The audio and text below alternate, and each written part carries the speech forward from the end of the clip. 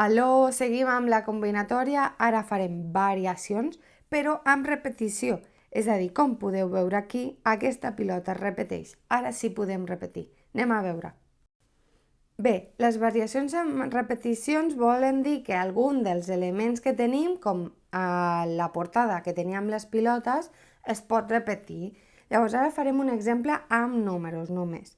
Tenim el número 2, el 4, el 6 i el 8. Quants dígits tenim? Quants elements tenim? 1, 2, 3, 4.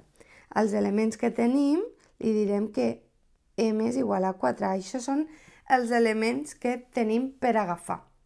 Però ara ens diuen que volen un número de 3 xifres. Val? Per exemple, el 2, 4, 6 seria un número de 3 xifres. Com volen 3 xifres, el requisit serà n, que és 3, perquè hi ha 3 xifres.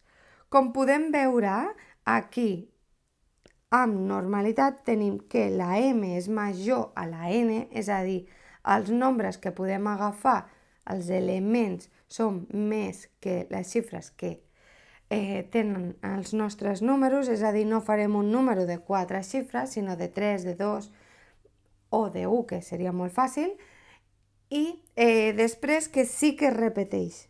Aquestes són les dues característiques.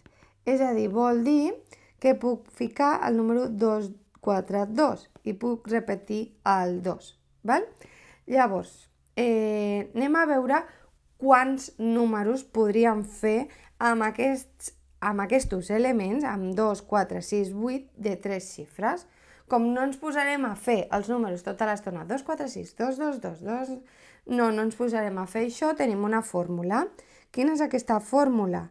Doncs és la V baixa R, V baixa de variació amb repetició, i sempre posarem els elements totals aquí i a dalt els requisits. I com és? És m elevat a n. Perdó, que ara aquí ho poso en fórmula perquè la tingueu. mn. I llavors és simplement posar la m elevada a la n. Llavors, això en el nostre cas seria variació amb repetició de 4 a 3, vol dir que 4 és elevat a 3. Per tant, això seria 4 per 4 per 4, que són 64 nombres. És a dir, tindrem 64 números possibles. Val? Doncs espero que us hagi quedat clar. Veieu que és molt senzill. L'únic que teniu que tenir clar és les característiques. Ens veiem al proper. Adeu!